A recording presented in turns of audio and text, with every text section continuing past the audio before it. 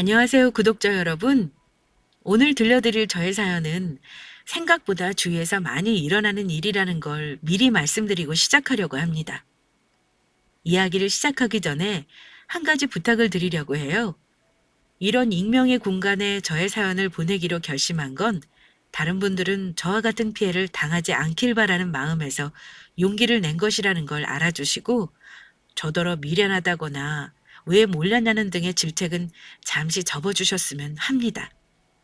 일단 저에 대해 말씀드리자면 30대 초반이고 평범한 직장 여성입니다. 이름 말하면 다 아는 큰회사를 다니고 학교도 인서울 괜찮은 학교 나왔어요. 어릴 때부터 쭉 서울에서 나고 자랐고 감사하게도 부모님이 여유 있어서 유복하게 자란 편입니다. 부모님 두 분 다 노후 걱정 없으시고 월세 나오는 상가도 있으시고 거주하시는 집 대출 없으십니다. 겉보기에 남부러울 것 없고 딱히 문제 없어 보이는 제가 무슨 일을 당했는지 궁금하시죠? 저는 결혼까지 생각하고 상견례까지 마친 남자와 파혼했습니다.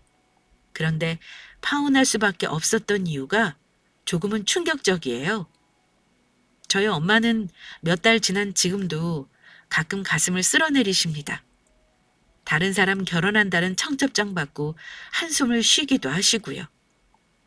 언젠가 한 번은 제 눈치를 슬쩍 보시더니 이제는 내가 괜찮아 보인다 싶으셨는지 이런 말씀을 하시더라고요.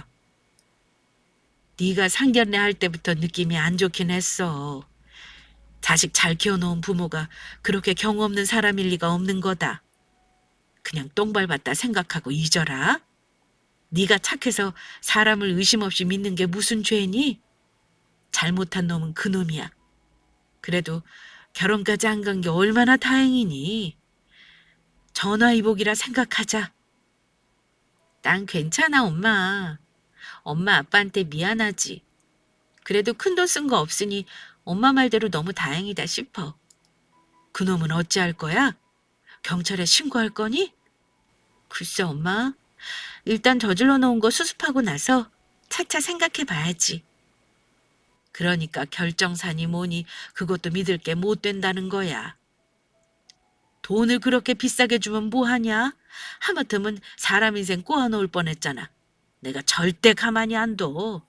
너도 그놈 불쌍하다고 생각하지 말고 아주 혼쭐을 내줘야 해. 엄마는 전 남자친구를 어찌할 거냐고 물으셨지만 저는 대답을 미룰 수밖에 없었습니다. 제 잘못이 아닌 그 사람 잘못으로 파혼했지만 어디까지 응징을 해야 속이 시원한 건지 잘 모르겠더라고요. 일단 제가 그 사람과 사귄 기간은 1년 남짓이었고 정말 다른 사람들과 다를 거 없는 평범한 연애라고 생각했는데 결과는 전혀 평범하지 않았네요. 30대 들어서면서 주변에 만날 수 있는 사람들의 폭이 좁아지더라고요. 저는 결혼 상대에 대한 욕심이 있다기보다는 그래도 신원이나 직업이 명확한 사람을 만나고 싶어서 엄마 권유로 결혼정보회사에 가입했습니다. 업체에서 주선해주는 대로 처음에는 변호사도 만나보고 대기업 다니는 사람, 금융권, 교수 등등 4~5분 정도를 만나봤는데 다들 훌륭한 분들이셨지만 안타깝게도 더 만나보고 싶은 사람은 없었습니다. 그러다가 마지막으로 한 번만 더 만나보자 하고 만난 게 헤어진 전 남자친구였습니다. 프로필상 그 사람은 의과대학 졸업 후 경기도 S대학병원에서 가정의학과 레지던트 과정을 밟고 있다고 했고요. 보통 결정사를 통해 사람을 만나면 아무래도 조건이나 배경을 따지기 마련일 거예요. 제가 만난 분들도 대부분이 그랬습니다. 그런데 마지막이라고 생각하고 만난 그 사람은 대화도 잘 통하고 나이도 저보다 2살 많은 사람이라 그런가 몇 번 더 만나보고 싶은 마음이 있었는데요. 그 사람도 제가 마음에 들었는지 몇 번의 만남을 더 가진 후 정식으로 사귀게 되었습니다. 아무래도 의사라는 직업 특성상 만날 시간이 자유롭지는 않았습니다. 연락이 잘 되는 것도 아니었고요. 하지만 밤늦은 시간에도 꼭 저에게 문자나 전화를 할 정도로 만남을 지속하려고 애쓰는 게 보였습니다. 가끔은 메시지로 가운을 입고 열심히 일하는 모습을 셀카로 찍어 보내기도 했고요.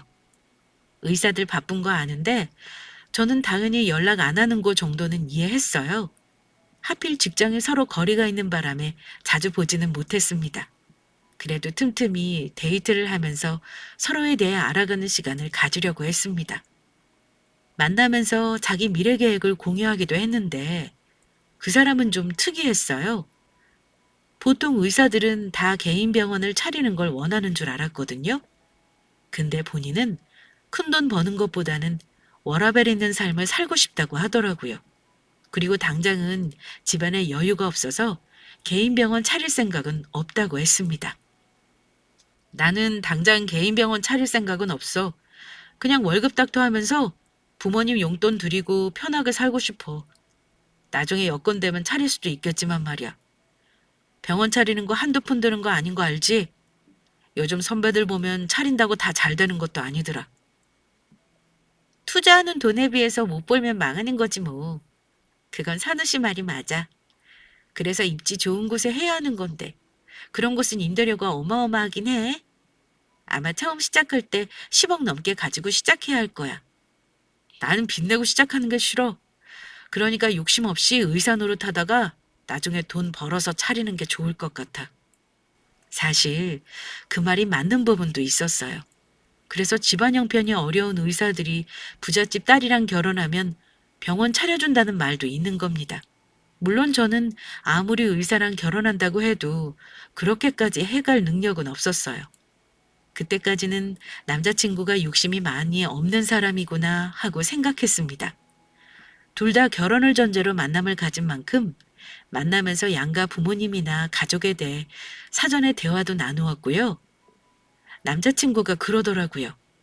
자기가 힘들게 공부해서 의사가 된 건 부모님 희생이 있었기 때문이라고요.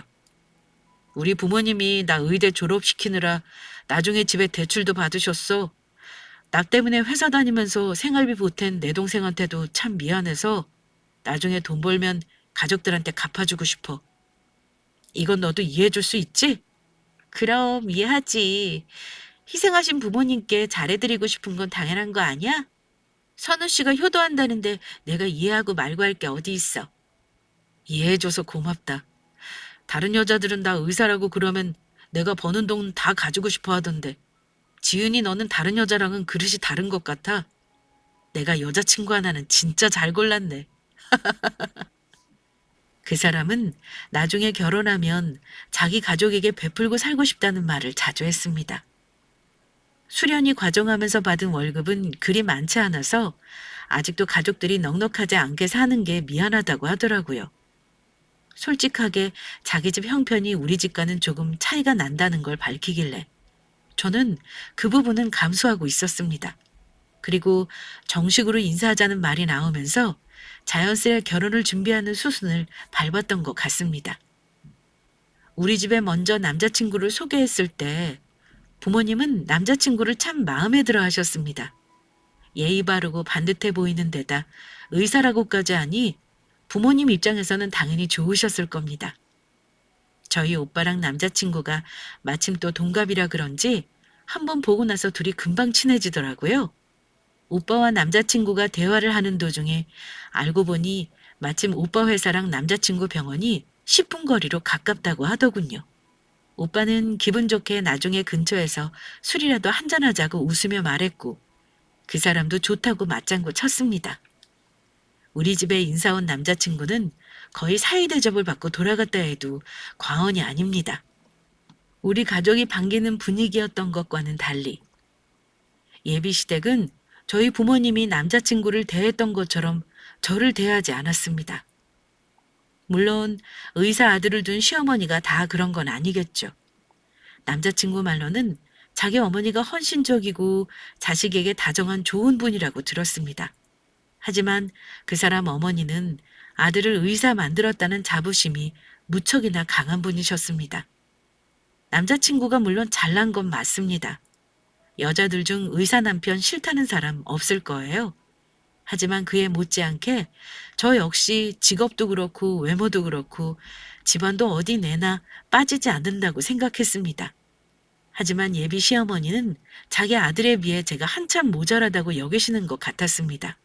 처음 예비 시댁 인사하고 왔을 때 제가 느낀 게 있다면, 아, 이런 게 의사 아들을 둔 시어머니 부심이구나, 라는 거였습니다. 그 사람 어머니는 저를 마음에 안 드는 티를 너무 대놓고 내셨습니다. 반면 시아버지는 저에게 조금 호의를 보이셨고요. 연애 도중 몇 번 만나 식사를 한 적이 있는데 그때마다 예비 시모는 한두 가지씩 마음에 안 드는 걸 지적하셨습니다. 물론 지적받을 만한 상황이면 저도 납득을 하는데 전혀 예상하지 못했던 거 가지고 생트집을 매번 잡으셨습니다. 정말 단정하게 입고 가도 저를 아래 위로 훑어보시고는 예, 너는 나이 30이나 먹은 다 큰 아가씨가 그렇게 도가니가 보이게 입고 다니면 교양 없어 보이는 거야. 그게 뭐니 옷이? 무릎 아래로 단정하게 입어라. 이런 식으로 옷차림을 지적하셔서 저를 무안하게 만드신 적도 있습니다. 교양 있어 보이기를 원하시는 분이 무릎을 도가니라고 하는 건 대체 무슨 경우인지, 그건 동물한테나 쓰는 단어 아닌가요? 어쨌든 그런 무안을 당하면 저는 딱히 말대꾸를 못했습니다. 어른이 보기에 안 좋다는 말에 뭐라고 토를 달겠어요? 하나둘 나열하자면 너무 많은데 대개 저런 식이었습니다. 게다가 예비 시모는 저의 외모까지도 마음에 안 드시는지 지적을 하셨습니다. 제가 키가 좀 크고 체격이 있는데 어머니가 그러시더라고요. 벌써부터 여자가 저렇게 덩치가 크면 나중에 애 낳고 얼마나 퍼지겠어? 여자가 너무 퍼지면 남자들은 마음 식는 거야. 결혼식 때까지 살 좀 빼지 그러니? 뚱뚱해 보인다는 말에 죽어라 살을 뺐더니 나중에는 너무 홀쭉해 보인다며 비쩍 말라서 어디 살림이나 하겠냐는 말을 하시더라고요. 처음에는 제가 어머니를 많이 어려워했고 어머니 앞에서는 말도 제대로 못했습니다. 너무 직설적이고 할 말을 가리지 않고 하시는 거 적응 못했어요. 말이 좋아 호탕한 거지 솔직히 제 입장에서는 호탕한 걸 넘어 무례하다고 느낀 적이 많아요. 그럴 거면 자주 만나자는 말이나 하지 말았으면 좋겠는데 처음 인사드리고 나서 툭 하면 저에게 오라가라 하셔서 여간 힘든 게 아니었습니다. 처음 몇 번은 어머니가 저 기분 나쁘게 해도 넘어갔어요. 예비 시아버지는 어머니와 성격이 정반대셨는데 그나마 저를 다독거리며 어머니 하는 말 너무 마음에 담아두지 마라. 옛날부터 말투가 저래서 모르는 사람은 싸우기도 하고 그랬어. 마음 넓은 네가 이해해다오. 지금은 그래도 결혼하고 나면 안 그럴 거야. 이렇게 웃으면서 말씀하셨습니다. 남자친구도 옆에서 어머니가 저에게 함부로 말하면 중간에 자르기도 했고 저에게 미안하다고 한 적도 여러 번이었고요. 하다못해 선물을 드리거나 먹을 것을 사다 드려도 퉁명스럽게 말씀하셔요. 백화점 예비시모 생각해서 뭐라도 하나 사드리면 그냥 고맙다는 말 한마디면 될 것을. 이거 내 아들 돈으로 산 거 아니니? 이런 비싼 걸 백화점에서 턱턱 사쓰고 그러는 거 나는 싫다. 이렇게 말씀하십니다. 그래서 다음에는 먹을 것을 사다 드립니다. 그럼 또 이건 너 먹고 싶어서 사온 거냐? 나는 이런 거 생전 안 먹는다. 이러십니다. 어떤 식인지 짐작가시죠? 한마디로 마음 한번 꼬인 분이세요. 제가 아들 결혼 상대자로 마음에 안 들어서 그러시는 거면 차라리 반대를 하시면 될 텐데 결혼하지 말라는 말은 또 안 하세요. 잘하려고 해도 매번 저러시니까 너무 속상한 마음에 남자친구에게 얘기하면 남자친구는 저에게 이럽니다. 우리 엄마가 나를 워낙 힘들게 키우셔서 그래. 겨우 공부시켜 의사 만들어 놓으니까 날름 너한테 장가가겠다고 하는 거 질투하시는 것 같아. 지금은 저러셔도 너한테 마음 여시면 차차 좋아지실 거야. 말은 저렇게 해도 뒤끝은 없는 분이셔. 내가 대신 사과할 테니까 기분 풀어. 이렇게 달래줍니다. 저도 마음을 먹은 게 그래도 제가 사랑하는 남자의 어머님이고 그렇게나 이뻐라하는 아들 곁에 여자가 있으니 퉁명스러우신 거겠지. 내가 더 잘하면 마음을 여시겠지. 이렇게 생각하고 더 노력하고 노력했습니다. 지금 생각하면 참 바보 같은 짓이죠. 저도 그 사람 못지않게 우리 집 귀한 자식인데 그런 홀대를 참았으니 말입니다. 하지만 저도 결혼까지 생각한 사람은 처음이기도 했고 주위 시집간 친구들에게 물어보면 그 정도 시어머니 심술은 다들 당연하게 여기고 살길래 일반적인 건 줄 알았습니다. 그런데 진짜 큰 문제는 본격적으로 결혼 준비가 시작되면서부터였습니다. 단도직입적으로 말하자면 의사 아들 둔 엄마가 소위 우스갯소리로 키 3개 가져오라고 한다는 거 들어보셨죠? 예비 시모는 상견례라는 어려운 자리에서 그에 못지않은 요구를 너무나 당당히 하셨습니다. 상견례 때 분위기야 다들 해본 분들은 아실 겁니다. 어색하고 어렵고 불편하죠. 양가 부모님이 상대 집의 자식을 칭찬하고 띄워주면서 조금씩 분위기가 풀어지게 되고요. 결혼 날짜와 대략적인 준비할 것들을 사전에 조율하게 되는데요. 처음에는 분위기가 좋았습니다. 그런데 본격적으로 결혼 준비에 대한 얘기가 나오면서 난데없이 예비시모가 좋았던 분위기에 찬물을 끼얹어 버렸는데요. 예비시모가 하신 말씀이 이랬습니다. 결혼할 때 집은 어디에 얻어주실 건가요? 아무래도 우리 아들이 병원 가까운 곳을 얻었으면 하는데 지금 지은이가 출퇴근이 조금 힘들어지겠네요. 그래도 바쁜 우리 아들 위해서 양보해 주실 거라 생각합니다. 그 동네 집이 좀 비싼 편인데 전세를 해 주실 건가요? 아니면 매매를 해 주실 건가요? 순간 저희 부모님은 당황하셨습니다. 그도 그럴 것이 예비 남편과 미리 상의한 바로는 모아놓은 돈이 없고 집에서 도움받는 거 생각하지 말고 그냥 반반해서 모자란 돈은 대출받기로 했었거든요. 물론 친정 부모님께도 말씀드렸고요. 그런데 어머니는 그 사실을 모르시지 않았을 텐데도 저희 부모님에게 저런 말씀을 하신 겁니다. 저도 그렇고 예비 남편도 당황했는데 친정엄마가 그러셨습니다. 어머 사돈, 집 문제는 아이들이 알아서 하겠다고 이미 들었는데요. 모자라는 건 저희가 해줄 생각이었습니다만 느닷없이 물으시니까 저희가 좀 당황스럽네요. 느닷없다니요? 의사 사의 보면서 그럼 몇 천으로 예단이랑 혼수만 해오려고 하셨던 겁니까? 안 그래도 아들이 집은 알아서 반반하기로 했다고 걱정하지 말라고 하긴 했습니다. 근데 그건 아니죠. 우리 아들이 공부하느라 돈을 못 모았는데 앞으로 버는 돈이 얼마겠어요? 그거 다 그댁 딸내미 거 되는 거 아닙니까? 저는 우리 아들 빚내서 시작하게 할 생각은 없네요. 집을 안 해주면 나중에 병원을 차려주시던가요? 의사사위 데려가면서 키 3개는 기본이라는 말 안 들어보셨어요? 저에게만 직선적인 게 아니라 그 어려운 자리에서도 서슴없이 말씀하시는 거 보고 저도 내심 놀랐습니다. 부모님 당황하신 건 말할 것도 없고요. 사돈, 글쎄요.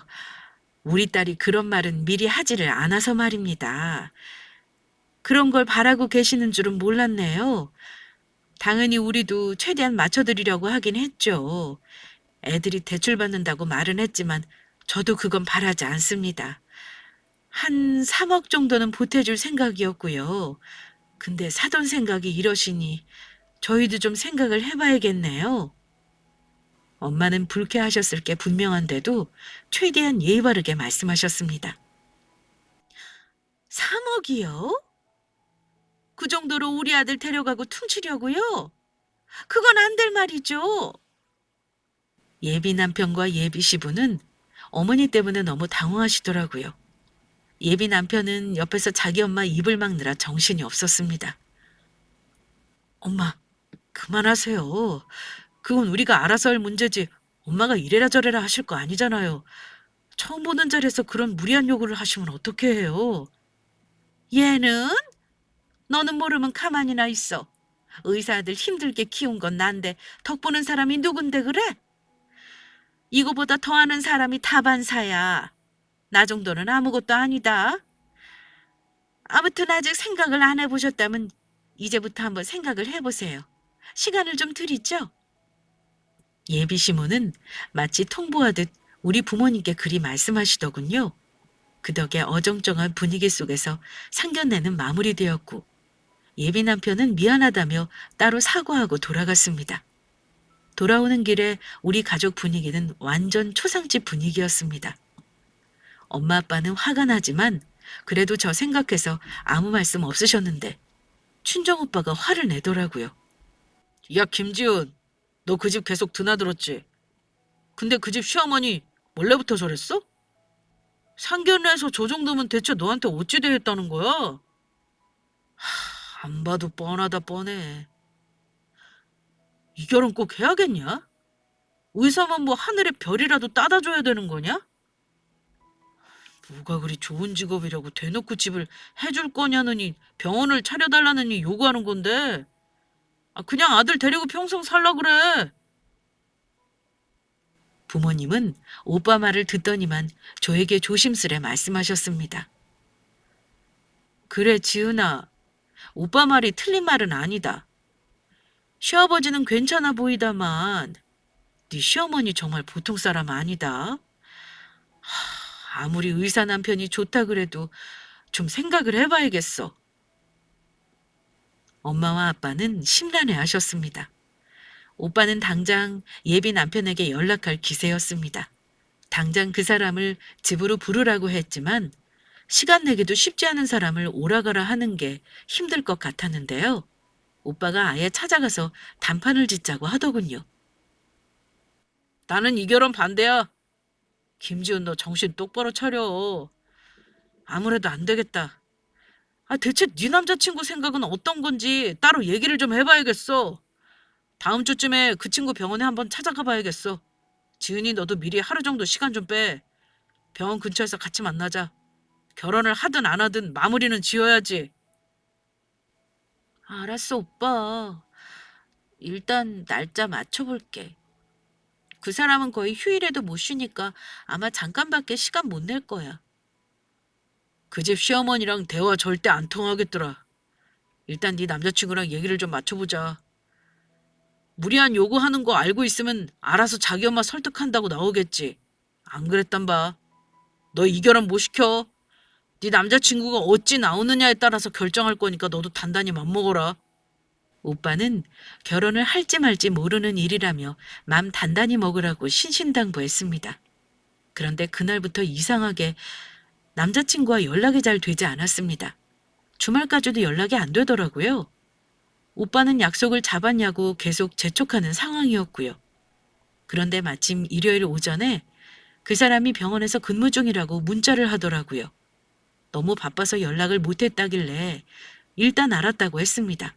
하지만 오빠와 같이 만나는 약속 시간을 잡으려 했는데 남자친구는 계속 시간이 안 된다는 말을 하는 겁니다.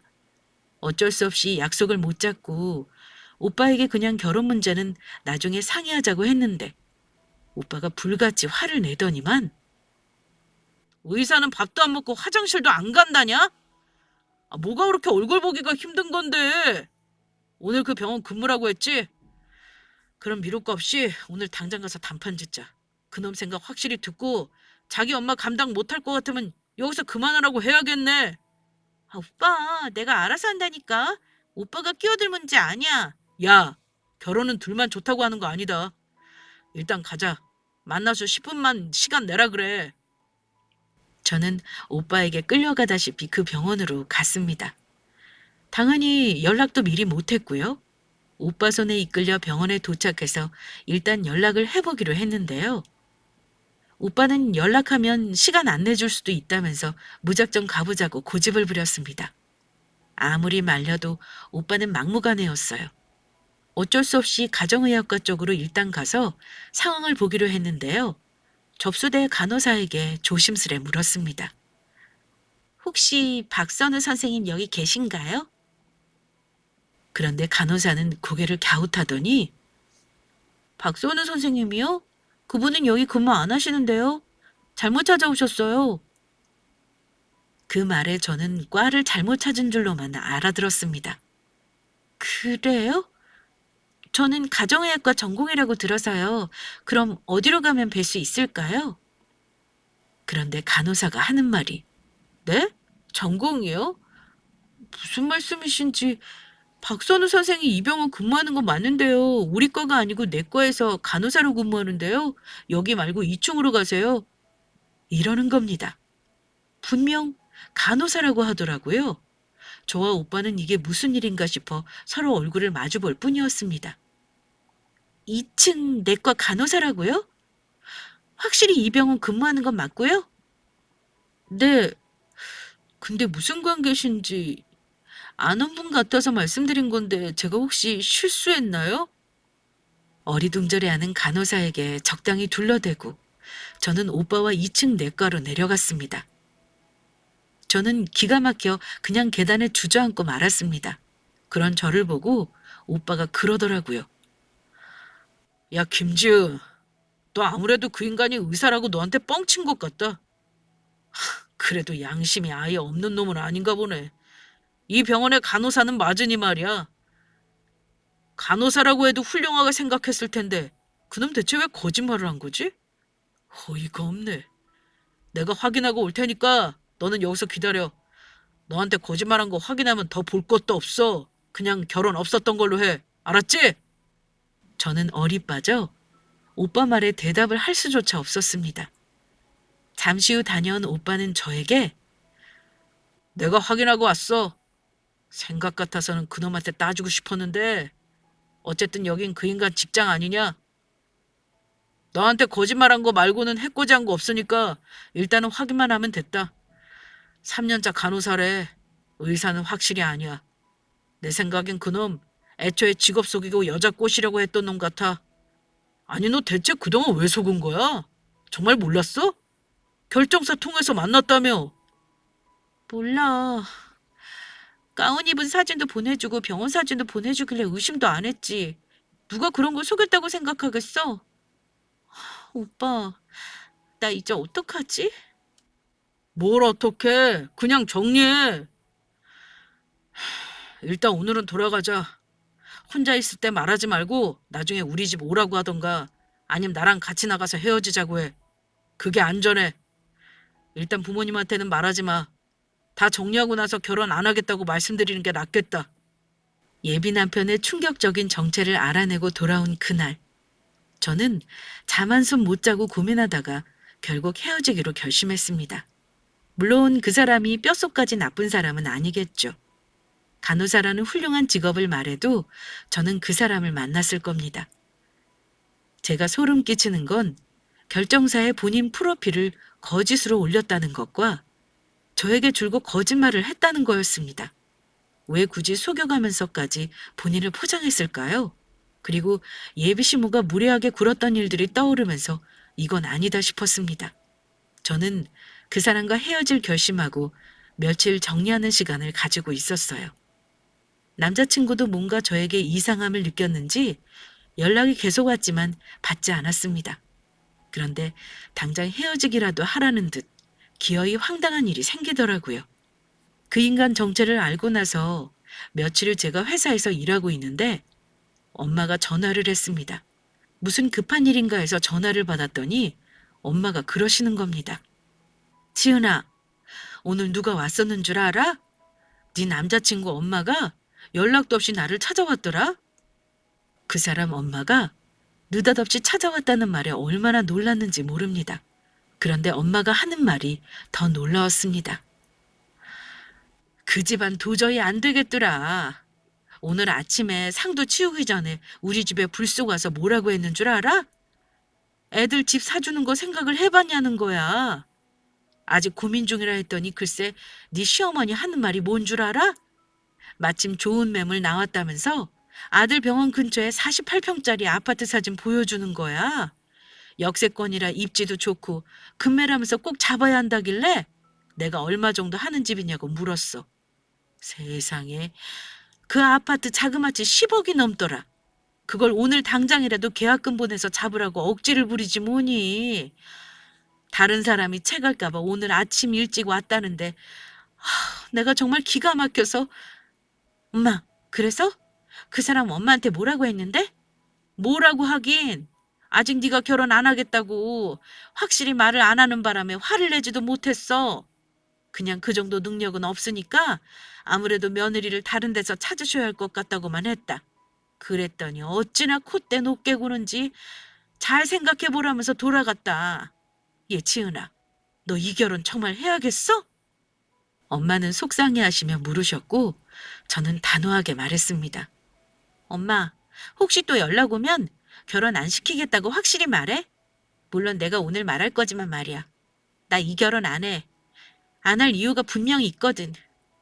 내가 만나서 얘기할 거니까 이 결혼 안 한다는 것만 알아도 엄마? 그러자 엄마는 잘 생각했다고 더는 고민 안 하겠다고 하셨습니다. 가뜩이나 그 인간 어찌 끝내줄지 생각 중인데 엄마에게 황당한 요구를 했다고 하는 말 들으니 너무 화가 나더라고요. 시간을 굳이 끌 필요 없겠다 생각했고 결단을 내리기로 했습니다. 저는 회사에서 조퇴하고 그 사람 어머니에게 연락했습니다. 아들 일하는 병원 앞에서 보자고요. 어머니가 바쁜 자기 아들은 왜 병원에서 보자고 하냐며 뭐라고 하셨지만 제가 그랬습니다. 어머니가 꼭 보셔야 할 게 있다고요. 제 짐작이지만 어머니는 자기 아들이 정말 의사라고 알고 있는 듯 했습니다. 아무래도 그 인간이 저뿐만 아니라 무슨 이유에서인지 가족들도 속인 것 같다는 느낌을 받았어요. 2시간쯤 후 저는 병원 앞에서 어머니를 만났습니다. 어머니는 돌아가는 상황도 모르고 잔뜩 부어있는 얼굴이더군요. 어머니, 오늘 저희 엄마 만나고 오셨다면서요? 그래, 네 엄마가 얘기하시든? 너는 어찌 생각하니? 그 정도는 내가 요구할 수 있는 거라 생각한다만 너 설마 의사 남편을 꽁으로 얻으려는 건 아니지? 네 친정엄마는 의사 사위 얻으려면 주변에 한번 물어보셔야 되겠더구나. 요즘 의사 사위 얻으려면 10억은 기본이야. 10억 타령에 의사 사위 타령까지. 저는 그분이 말을 다 할 때까지 일단 기다렸습니다. 하실 말씀 다 하셨어요? 그럼 이제 저랑 어디 좀 가실까요? 어딜 가자는 거냐? 설마 지금 우리 아들 보러 온 거니? 그 바쁜 애를? 가보시면 알아요. 제 대답은 거기서 할게요. 저는 어머니를 데리고 그 사람이 근무하는 2층으로 올라갔습니다. 근데 마침 정면 데스크에 떡하니 그 사람이 컴퓨터를 보며 일하는 게 보이더라고요. 저는 그 사람 어머니에게 말했습니다. 어머니, 저기 어머니 아들이 마침 있네요. 보이시죠? 근데 어쩌나요? 어머니가 믿고 계시는 아들이 사실은 이 병원 간호사라고 하던데요. 의사가 아니라 간호사요. 혹시 어머니 정말 모르셨나요? 그러자 어머니는 말도 안 된다는 얼굴로 이러셨습니다. 뭐? 그게 무슨 소리야? 우리 아들 의사야. 어릴 때부터 의사 만들려고 내가 얼마나 공을 들였는데 무슨 개수작이니 너? 그럼 저한테 이러지 마시고 직접 가서 물어보세요. 남의 가정사를 제가 묻진 못하겠지만 짐작은 가네요. 저 사람이 어머니한테까지 의사 행세를 했던 이유 말이에요. 어머니 등살에 못 이겨서 간호사는 됐지만 의사가 못 됐다는 걸 감추고 싶었나 봐요. 아들을 어지간히도 들들 볶으셨겠죠. 안 봐도 뻔히 보여요. 어머니는 제가 하는 말을 못 믿겠다며 성큼성큼 아들이 있는 데스크로 걸어가셨습니다. 저는 뒤를 따랐고요. 가서 아들 이름을 부르더라고요. 그제야 자기 엄마를 본 그 사람은 얼굴이 흑빛으로 변하더군요. 놀란 얼굴로 저와 자기 엄마를 보더니 이렇게 말했습니다. 엄마, 지은아, 대체 여기는 무슨 일로 온 거야? 설마 지은이 너 나에 대해 다 알고 찾아온 거야? 그래, 나 다 알고 있어. 나는 그렇다 치고 선우 씨 가족들까지 왜 속인 거야? 그 사람 유니폼은 의사 가운이 아닌 간호사복이었고 그걸 본 어머니는 너무 놀란 나머지 울음을 삼키시는 듯 했습니다. 너, 너 이놈? 이거 대체 뭐야? 너 설마 그동안 엄마한테 거짓말한 거니? 엄마, 내가 다 설명할게요. 일단 여기 보는 눈이 많아. 이따 퇴근해서 설명할게. 지은아, 너한테는 진짜 미안하다. 내가 나중에 다 설명할게. 일단 지금은 우리 엄마 여기 모시고 좀 나가줄래? 보는 눈이 너무 많다. 그 사람은 체념한 얼굴로 사정했고 저는 짤막하게 제 할 말만 통보했습니다. 우리 헤어져. 나 그 말하러 왔어. 선우 씨가 거짓말한 거 나는 도저히 용납이 안 돼. 그리고 선우 씨 어머니가 말도 안 되는 요구하시는 것도 받아들일 수 없어. 의사가 아니라고 해서 파혼하는 게 아니고 선우 씨 거짓말을 이렇게 만들었다는 거 알아도 대체 왜 그런 거짓말을 한 거야? 다시는 이런 식으로 사람 우롱하지 마. 이건 사기라고. 그동안 나 속이면서 마음 편했니? 우리 다시는 만나지 말자. 저는 그 인간에게 헤어지자고 말했고 자리를 떴습니다. 그 사람은 저를 쫓아나오지도 않았습니다. 제가 굳이 그 인간 어머니를 제가 모시고 나올 필요도 없었어요. 그런데 상황 파악을 한 그 인간 엄마가 저를 쫓아나오더군요. 예지은아! 이대로 가면 어쩌니? 일단 마무리를 하고 가야지. 우리 얘기 좀 더 하고 가자. 저는 이미 할 말 다 했는데요. 제가 여기를 어머니를 부른 이유 직접 보셨잖아요. 저 사람의 직업 속인 건 우리 오빠도 다 알고 있어요. 그리고 부모님께도 전부 말씀드릴 거고요. 제가 혼인빙자 사기죄로 고소 안 하는 걸 다행으로 아셔야 할 텐데요. 예. 아무리 그래도 좋다고 만나던 사람을 고소까지 한다는 거야? 경아 없기는 나도 마찬가지야. 대체 이게 어찌 된 건지. 저놈이 대학 다닐 때부터 나한테 거짓말을 한 거구나 싶구나. 일단은 내가 미안하다. 내 아들이 저런 큰 거짓말을 한 줄도 모르고 너한테 실수를 했어. 나도 지금 정신이 하나도 없다마는 잘못한 건 나니 사과부터 하마. 네 엄마한테는 내가 한 말을 없던 걸로 하시라고 말씀 전해주겠니? 어차피 이 결혼 없던 걸로 할 거니까 상관없어요. 아들이 왜 부모까지 속인 건지 잘 생각해 보시고 잘 해결하시길 바라요. 저랑 선우 씨는 알아서 잘 정리할게요. 저는 마지막으로 말하고 자리를 뜨려 했습니다. 그런데 돌아서는 제 팔을 또 붙잡더라고요. 아주 절박한 얼굴로 이러시더군요. 어머머, 너 정말 1년이나 만난 우리 아들이랑 헤어질 거야? 그래, 뭐 우리 아들이 의사가 아니라고는 하지만 이 병원에서 어쨌든 일하는 간호사 아니냐? 걔가 잘못한 건 내가 100번 1000번 인정해. 그래도 어찌 그리 쉽게 파혼이란 말을 하고 그래, 응? 내가 아파트 얘기한 건 다 잊어라. 없었던 걸로 해. 그냥 원래대로 전세 얻어서 니들끼리 살아도 돼. 나는 아무 말 안 하마. 니들 결혼 절대 참견 안 할 테니까 앞으로 네 마음대로 다 하렴. 예단 같은 거 바라지도 않으마. 제가 왜요? 설마 저희 엄마가 3억 보태주시겠다는 말이 아쉬워서 이러시는 건가요? 어머니의 아들이 간호사건 의사건 저는 거짓말했다는 것 자체가 소름 끼치고 싫어요. 경찰에 고소할지 말지 고민하는 마당에 무슨 결혼은 결혼이에요.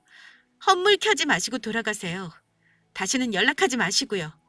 아들 단속 잘하세요. 가정사나 잘 해결하시고요. 저는 붙잡는 그 사람 엄마를 뿌리치고 돌아왔습니다. 부모님께는 전부 솔직하게 말씀드렸어요. 물론 오빠 퇴근하고 왔을 때 다 같이 모인 자리에서요. 엄마 아빠는 분노하시면서 경찰에 고소하라고 하셨습니다. 그 인간이 혼인빙자한 건 맞죠. 1년 동안 저 사귀면서 그 사람이 돈을 쓰기도 했지만 저도 적지 않은 돈을 데이트 비용으로 썼고요. 그 집에 바친 선물값도 만만치는 않았습니다. 하지만 결정적으로 저에게 취한 금전적인 이득은 아직은 없는 상태였으니 저는 거기서 그냥 헤어지는 걸로만 마무리하겠다 말씀드렸습니다. 엄마 아빠가 그놈한테 전화하겠다는 거 겨우 뜯어말렸어요. 이미 파혼 선언했으니 부모님 손 떠난 일이라고 말씀드렸습니다. 그래도 그 와중에 다행인 건 큰돈 쓰기 전이었다는 거였습니다. 정말 웃긴 게요. 그 사람은 저한테 매달리지도 않더라는 겁니다. 파혼 통보하는 제 문자에 짤막하게 그동안 미안했다. 내가 말 못할 사정이 있었어. 끝까지 속일 생각은 아니었는데 미안하다. 좋은 사람 만나. 이런 답장이 온 게 다였습니다. 허무하고 하나더군요. 사람을 이렇게 농락해도 되나 싶었어요. 치사하지만 그동안 제가 그 인간에게 준 선물이랑 쓴 카드값을 전부 엑셀로 옮겨 정확하게 계산했습니다. 데이트 비용 빼고 순수하게 그 인간을 위해 쓴 액수만 무려 800만 원 돈. 그거 돌려달라고 했습니다. 그랬더니 찍소리 안 하고 바로 입금하더라고요. 그리고 결정사에 따졌어요. 회원가입을 어찌 봤는데 신분을 속이냐고 민원을 넣었습니다. 알고 보니까 그 인간이 회원가입 시 신분 증명을 위해 의사 면허증과 병원 신분증 등을 제출했는데 모두 가짜였던 겁니다. 인터넷에 떠도는 의사 면허증 이미지 파일을 내려받아 이름과 생년월일만 바꾼 것 같다며 회사 내에서 조치하겠다고 하더군요. 저 같은 피해자가 나오지 않게 해달라고 당부하고 끝내버렸습니다. 그 뒤 그 사람 소식은 들은 적 없어요. 연락이 온 적도 없고요. 아마 저한테 된통 걸렸으니 또 그러고 다니진 않을 거라 생각합니다. 간호사라는 좋은 직업을 가지고도 의사를 왜 사칭했는지 모르겠어요. 어쨌든 저도 그 후로는 다른 사람 만나는 거 무서워서 못 만나고 있네요. 황당했던 저의 파혼 사연은 여기까지입니다.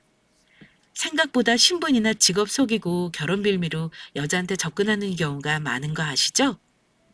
진짜 나쁜 놈들은 만나면서 고의로 돈까지 엄청 뜯어낸다고 해요. 그거에 비하면 저는 그나마 양반이었던 것 같습니다. 본인이 의사이길 꿈꾸던 사람이었을 뿐 아주 악한 놈은 아니었던 것 같기도 하고요. 다른 분들은 저에게 사람에게 속아 피해보는 일 없었으면 합니다. 끝까지 들어주신 구독자분들께 감사드리며 여기서 마무리하겠습니다. 감사합니다.